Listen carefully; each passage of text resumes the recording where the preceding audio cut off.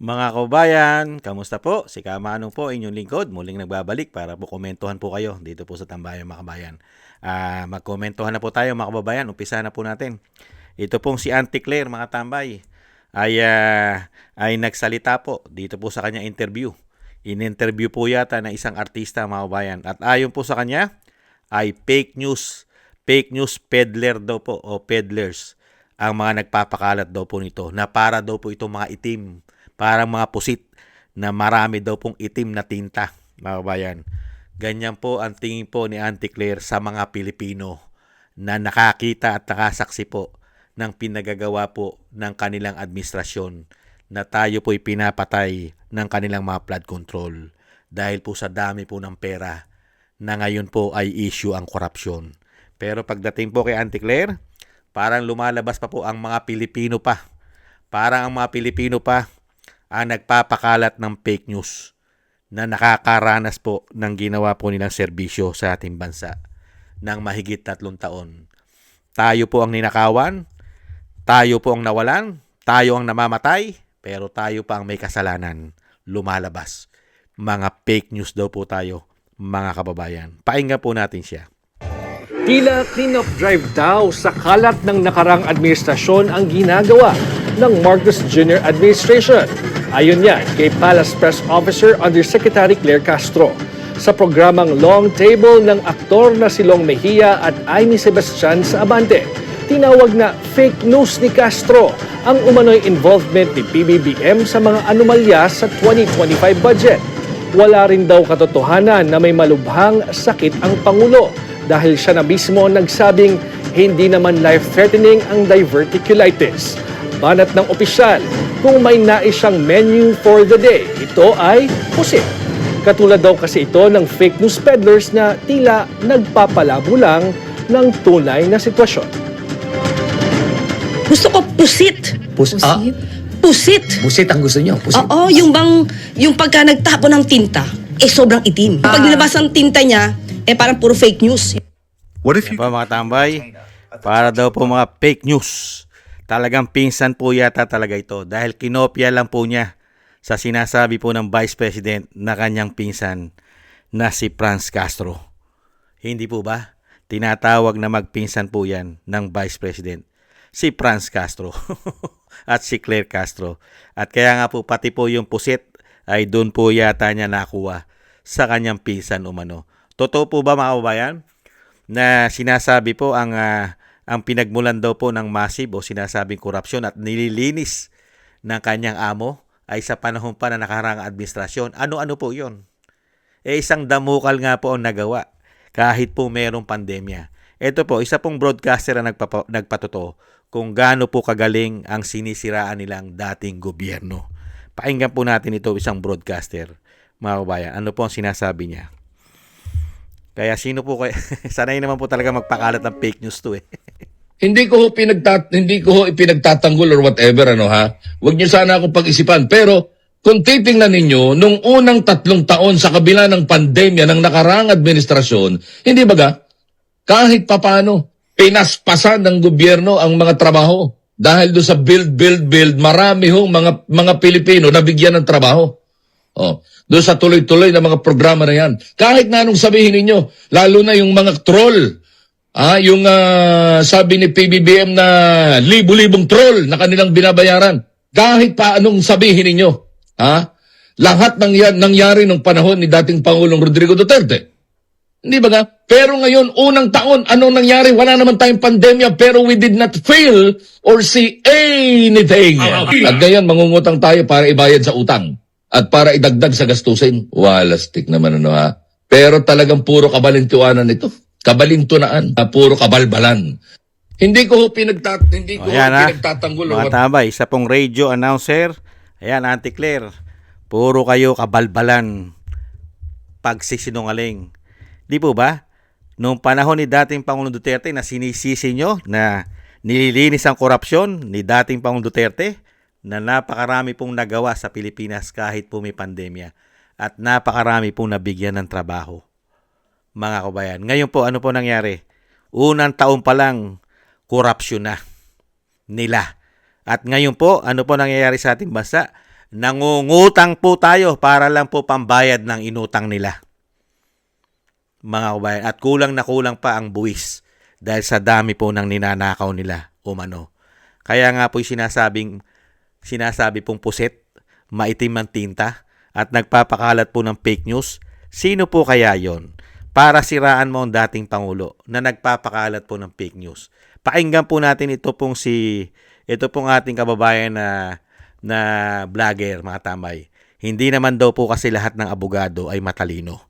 Totoo po, yung sinabi po nito. Pakinggan po natin. Lalo po kung nasasapalan ng pera. Mga kababayan, walang Hindi talaga lahat ng abogado ay matalino. Bukod kay Ante Claire, napapansin ko na din tong isang aklang abogado na ang hilig magbigay ng intriga, lalo na sa mga Duterte. Kahit walang ebidensya, magre-research na lang. Kulang-kulang pa, parang siya. Iniintriga ni Jesus Falses kung saan daw kumukuha ang pamilya Duterte ng pambayad kay Attorney Kaufman. Tapos hindi niya alam na si Kaufman ay legal aid ng ICC para kay FPRRD. Hilig mo mang intriga akla, pero kulang ka sa talino. Yan ang mahirap sa mga bayad. Nagmumuka kang bobo ka talaga. Yan po mga bayan. Kahit po abogado ka, basta bayad ka, wala na pong research. Yan po ang sinasabi po kay Attorney Palsik at kay Ante Claire. Research na lang, hindi pa magawa mga abogado. Hindi po ba?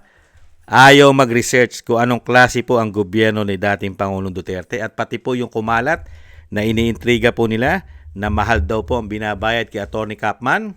Ito po ay halos po walang binabayaran po halos dyan ang dating Pangulo. Kung meron man ay hindi po malaki dahil po yan ay galing mismo sa ICC, mga kababayan. Hindi po ba? At ano naman po ang sinasabing malinis sa korupsyon si Bongit na tinatawag na bangag ng kanyang ate.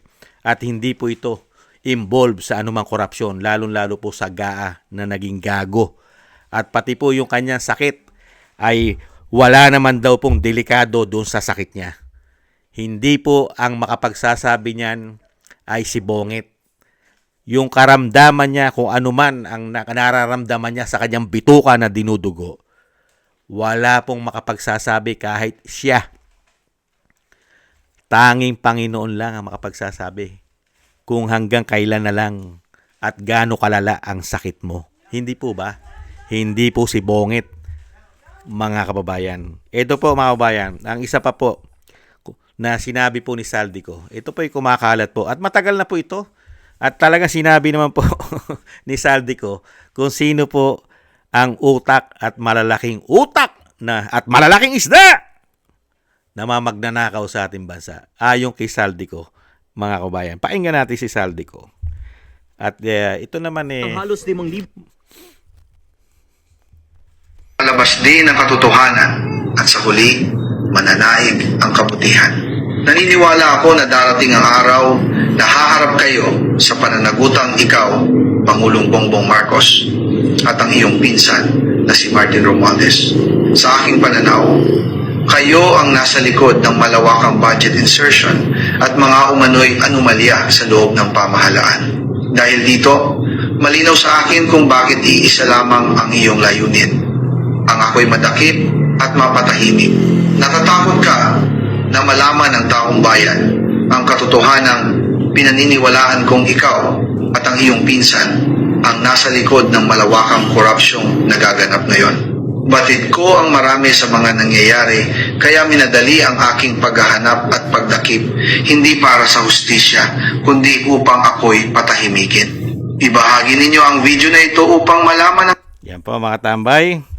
Matagal na naman po sinasabi ni Saldico yan. Dahil unang-una ayaw na nga siyang pabalikin eh. At yung sinasabi ni Saldico, mga kabayan, napakatagal na po yan. Hinahanap nga nila yan eh. Kaya nga lang po, magugustuhan po nilang umuwi yan. Kung umuwi man po si Saldico, patatahimikin po nila yan. At idadivert lang po nila issue. Katulad po na nangyari kay Tambaluslos. Di ba? Pagka po yan, mga kabayan, pagkadating po yan, patatahimikin po nila yan umano. Komento ko po. Para po mapagtakpan yung pinakaulo.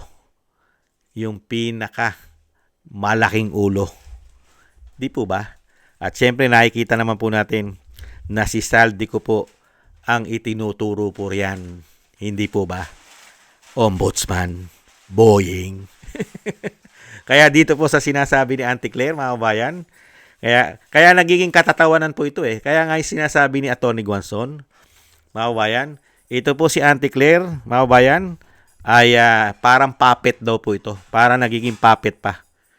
Mga kabayan, nagiging katatawanan na po. At nakikita mo kung anong klase po. Anong klase po siyang abogado. Kaya nga sabi ng kababayan natin, hindi po lahat ng abogado ay matalino. Lalong-lalo na kung ikaw ay natatapalan ng salapi. Nawawala na ang iyong talino. Hindi po ba? At may tamang panahon naman po dyan. Hindi ba, Auntie Claire? At alam naman po natin, mga kabayan, ito pong si Auntie Claire, mga kabayan, ay may plano po ito para po sa kanilang seguridad. May plano po itong tumakbo. Kaya nga nagpapakilala na umano. Panay na pa-interview. At panay na po ang ingay. Dahil nga po, tatakbo yata yan para maging senador. Hindi po ba? Kaya hindi naman po tanga bobo ang mga Pilipino para iboto yan. Mga kababayan, isinuka na nga natin. Isinuka na natin ang mga ganyang klase at uri ng mga tao na naglilingkod sa ating bansa. Kaya lang po nakabalik ang mga hayop na yan umano dahil nagkaroon po ng presidente na kaalyado pala nila. Kaisa pala nila. Kakulay pala nila. Hindi po ba? At ang pinakamasakit, pare-parehas pala sila ng layunin sa ating bansa. Mga kababayan. Yan po mga kababayan, yung napakaingay at napakagaling po na nagsasabi na fake news ang mga Pilipino at hinalimbawa pa ang mga Pilipino sa isang pusit na maitim at nagpapakalat na itim na tinta. Ginawa pa mga Pilipino ay sinungaling. Parang tayo pa ang mga sinungaling sa nakikita nating pinaggagawa nila sa ating bansa. Sino ang kumuha? Saan napunta ang trilyon? Saan napunta ang bilyon? Saan napunta ang malalaking komisyon? Sa taong bayan? Dahil kami ang fake news? Kami ba ang nakinabang ng mga porsyento? 25%? 20%? At ang mga mali-malitang idiniliber sa inyo? Kami rin ang nakinabang. Kaya nga po sinasabi ng Vice President, itong mga tao na ito ay napakadaling kumuha ng golden visa at napakadali sa kanila magkaroon ng mga ari-arian sa labas ng bansa. Halos sa buong mundo meron silang ari-arian dahil nga po pera ng taong bayan ang ginamit nila. Kaya nga lugmok tayo dahil sa mga walang yang ito. Umano. Yan po mga kababayan, ang napakahusay at napakagaling at minamahal po ng mainstream media. At minamahal din po na sinasabi po ng mga trolls na napakaraming trolls na binabayaran nila umano. Hindi po ba?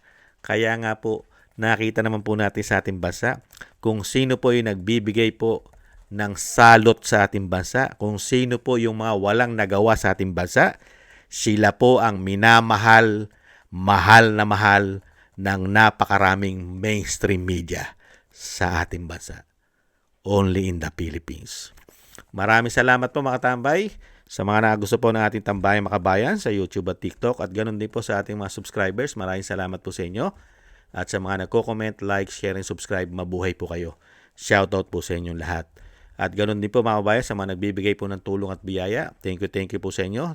Maraming salamat po kay Eric Hershon ng Canada, kay Annie Jo, kay Tatay Nick ng Canada, ako si Pilam, Balance Vision TV, Gay at Chena, Jesus Valdepena, kay Kingston ng Hong Kong, si Jake Yahut ng California, USA, Gina Ray, Solid DDS ng Berlin, Germany, Julieta Silona ng Sydney, Australia, at Baby Roman Ate Isa ng Cagayan.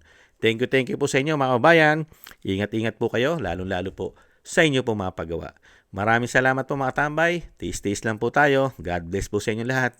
Paalam.